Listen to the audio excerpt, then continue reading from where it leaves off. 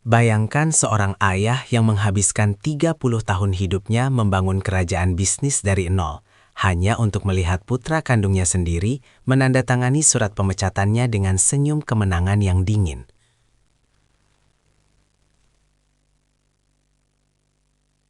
Namun, di balik pengkhianatan yang menyayat hati ini, tersimpan sebuah rencana balasan yang begitu rapi dan gelap hingga membuat siapapun yang menyaksikannya akan merasa merinding sampai ke tulang belakang.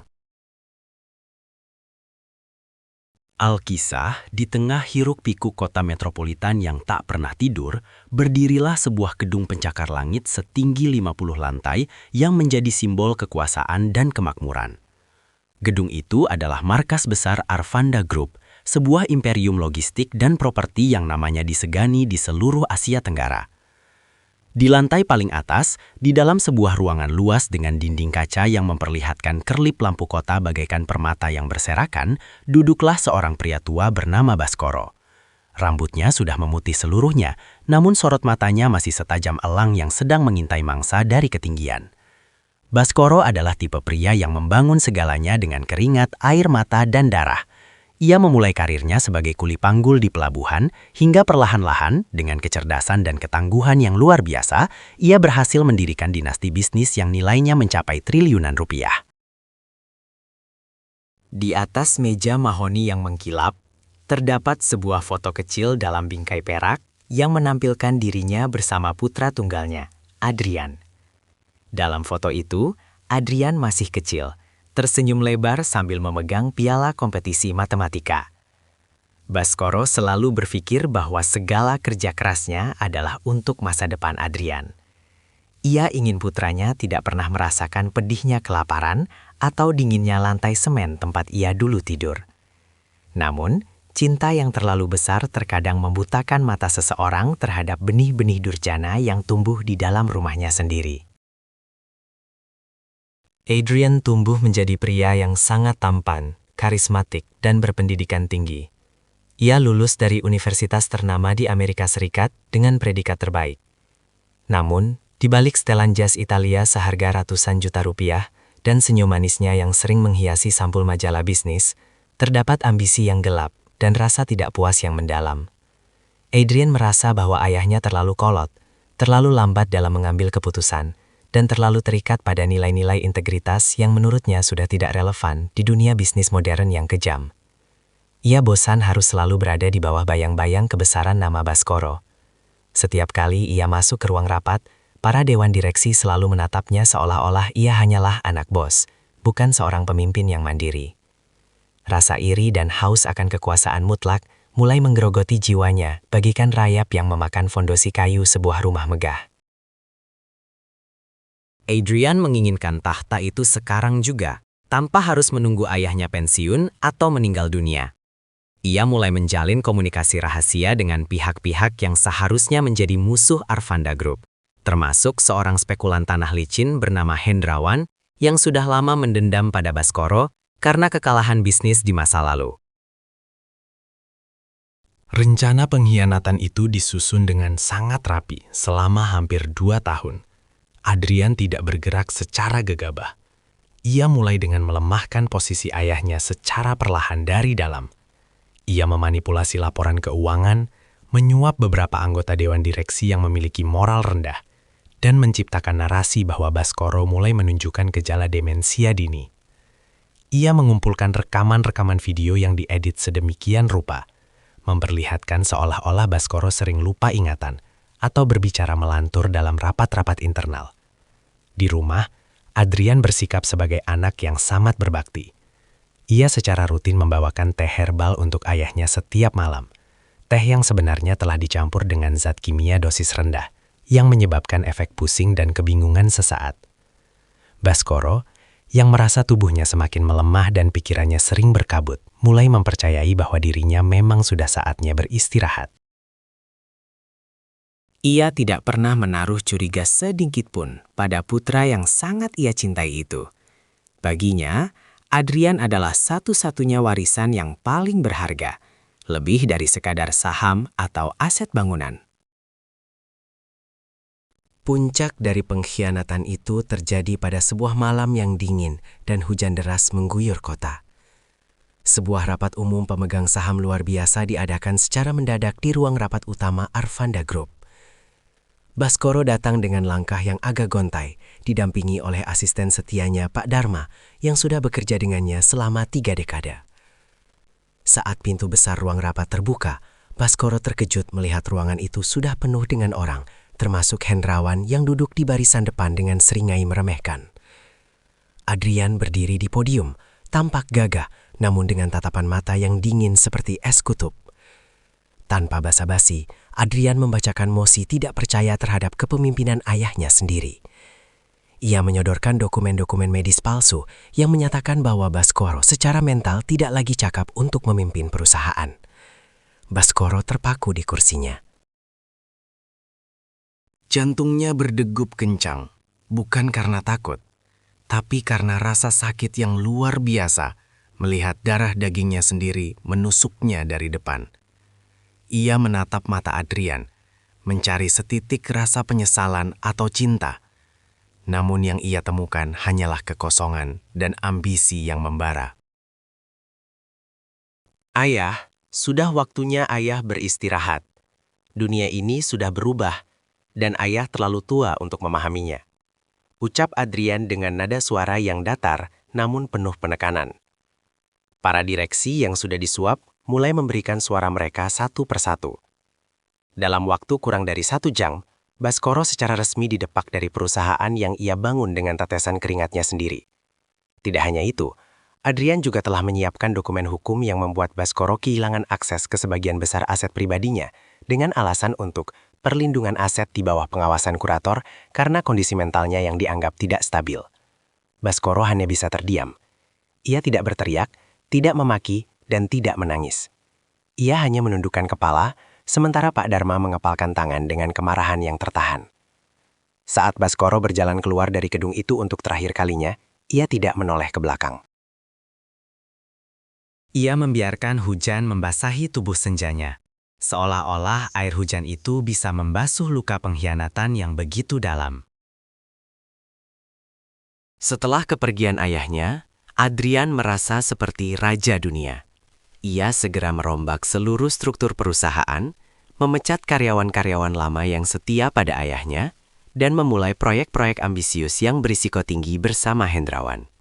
Ia menempati ruangan kantor ayahnya, duduk di kursi kebesaran itu, dan menikmati kemewahan yang kini sepenuhnya berada di bawah kendalinya.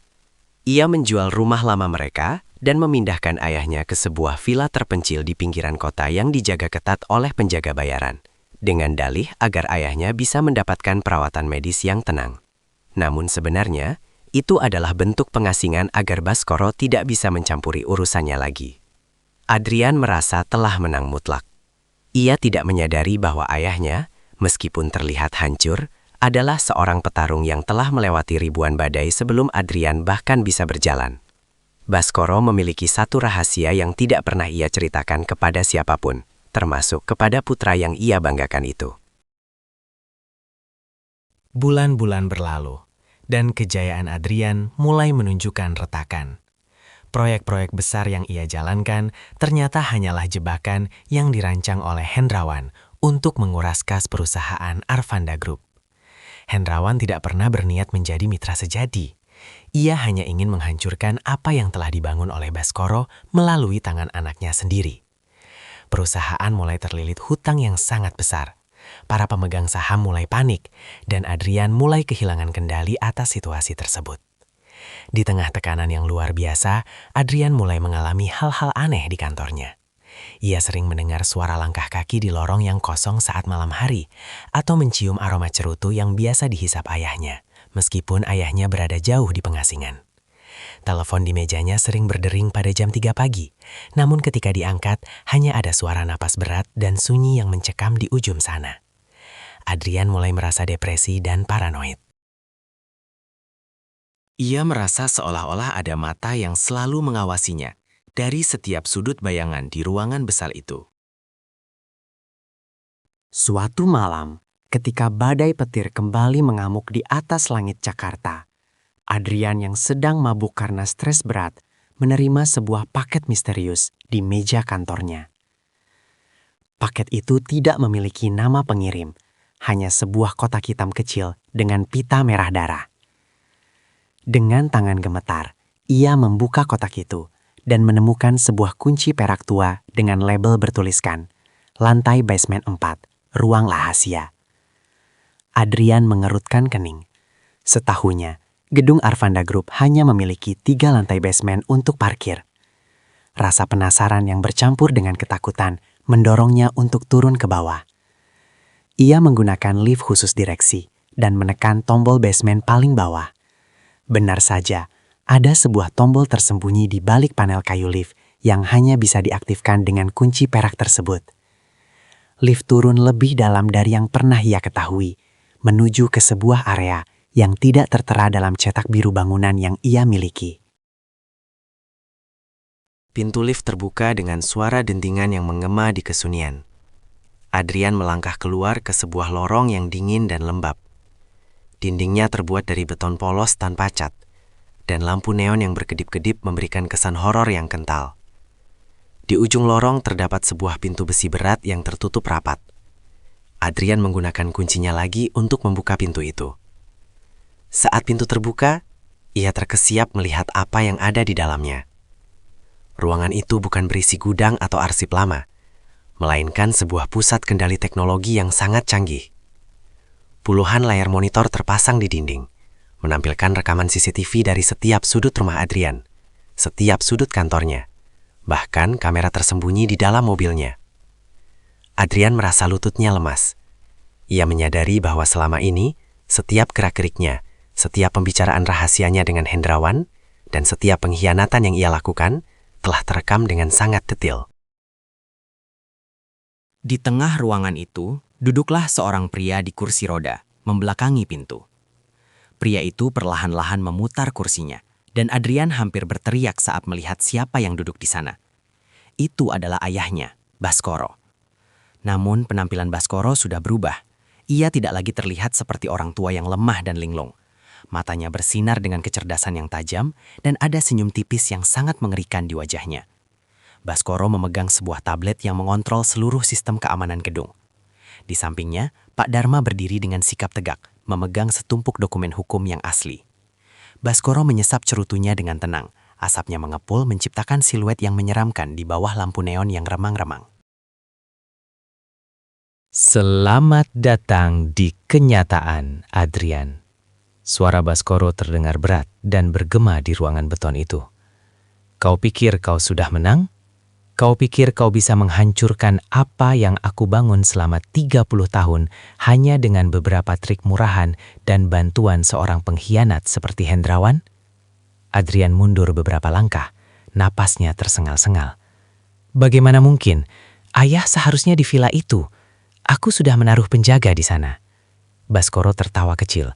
Sebuah tawa yang tidak mengandung kehangatan sedikitpun. Penjaga, kau lupa siapa yang membayar gaji mereka selama ini. Kau lupa bahwa di dunia ini, kesetiaan tidak bisa dibeli dengan uang hasil curian, tapi dengan rasa hormat yang telah lama aku tanamkan kepada mereka. Mereka bekerja untukku, Adrian. Selalu untukku. Baskoro kemudian menekan sebuah tombol di tabletnya, dan salah satu layar besar menampilkan dokumen-dokumen yang membuat Adrian pucat pasi. Dokumen itu adalah bukti-bukti korupsi, pencucian uang, dan manipulasi pasar yang dilakukan Adrian selama beberapa bulan terakhir. Semua bukti itu sudah lengkap, sudah ditandatangani oleh saksi-saksi kunci, dan siap dikirim ke pihak berwajib. Aku membiarkanmu melakukan semua itu, Adrian. Aku membiarkanmu merasa di atas angin agar kau menjadi ceroboh. Aku ingin kau merasakan bagaimana rasanya memiliki segalanya, hanya untuk menyadari bahwa kau sebenarnya tidak memiliki apa-apa, lanjut Baskoro. Ia kemudian menunjukkan sebuah dokumen terakhir, sebuah akta penyerahan seluruh aset Arvanda Group ke sebuah yayasan amal internasional yang tidak bisa diganggu-gugat oleh siapapun, termasuk Adrian. Baskoro telah mengosongkan perusahaan itu sebelum Adrian sempat menghancurkannya lebih jauh. Yang tersisa di tangan Adrian hanyalah cangkang perusahaan yang penuh dengan utang pribadi atas namanya sendiri. Namun, bagian yang paling membuat merinding bukanlah hilangnya harta kekayaan tersebut.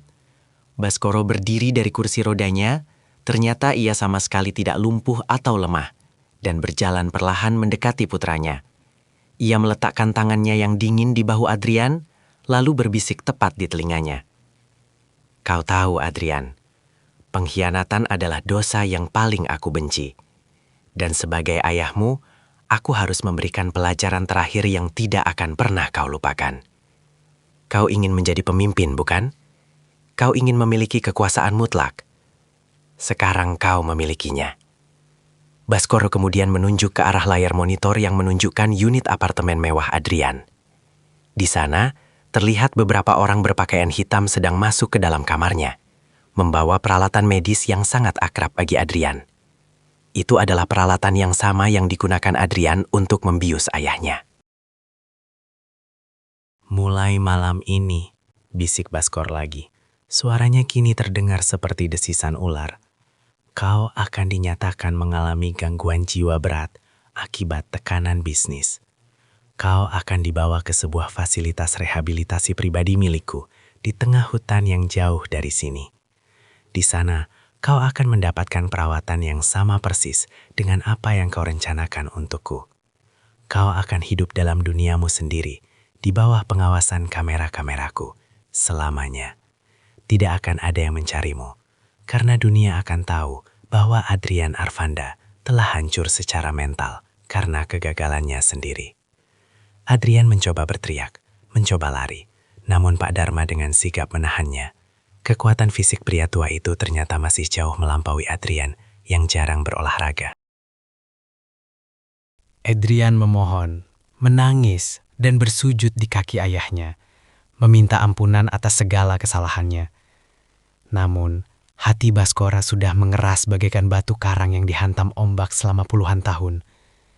Ia menatap putranya dengan tatapan yang kosong, seolah-olah ia sedang melihat orang asing yang tidak memiliki hubungan darah dengannya. Kasih sayang seorang ayah ada batasnya, Adrian, dan kau telah melewati batas itu saat kau mencoba mengambil jiwaku. Sekarang, biarkan aku mengambil sisa hidupmu. Baskoro berbalik dan berjalan menuju lift, diikuti oleh Pak Dharma. Sebelum pintu lift tertutup, ia menoleh sekali lagi dan berkata, "Selamat malam, putraku. Semoga kau menikmati kesunyianmu." Pintu lift tertutup dengan dentuman keras, meninggalkan Adrian sendirian di ruang bawah tanah yang gelap dan dingin itu.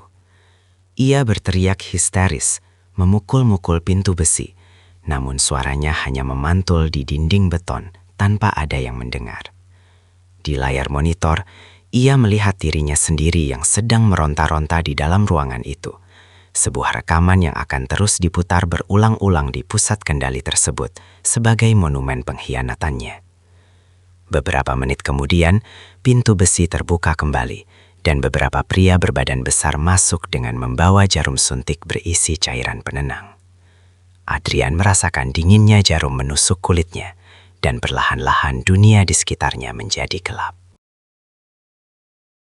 Keesokan harinya, berita besar mengguncang dunia bisnis. Adrian Arfanda dilaporkan mengalami gangguan mental mendadak dan mengundurkan diri dari seluruh posisinya.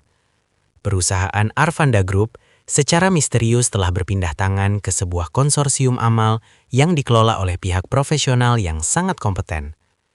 Baskoro sendiri dinyatakan telah pensiun sepenuhnya dan menghabiskan sisa hidupnya di sebuah lokasi yang tidak diketahui oleh publik. Namun, beberapa orang yang lewat di depan gedung Arfanda Group pada tengah malam bersumpah bahwa mereka terkadang melihat siluet seorang pria tua berdiri di lantai paling atas, memandang ke arah kota dengan cerutu yang menyala.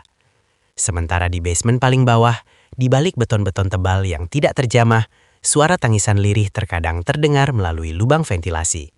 Sebuah suara yang memohon ampunan yang tidak akan pernah datang. Kisah ini memberikan kita sebuah pelajaran yang sangat mendalam tentang keserakahan dan arti dari sebuah kesetiaan. Seringkali, ambisi yang tidak terkendali dapat membutakan mata kita terhadap orang-orang yang paling mencintai kita. Dan bagi mereka yang berani mengkhianati kepercayaan yang paling suci, yaitu hubungan antara orang tua dan anak, balasan yang menanti mungkin jauh lebih mengerikan daripada apa yang bisa dibayangkan oleh akal sehat.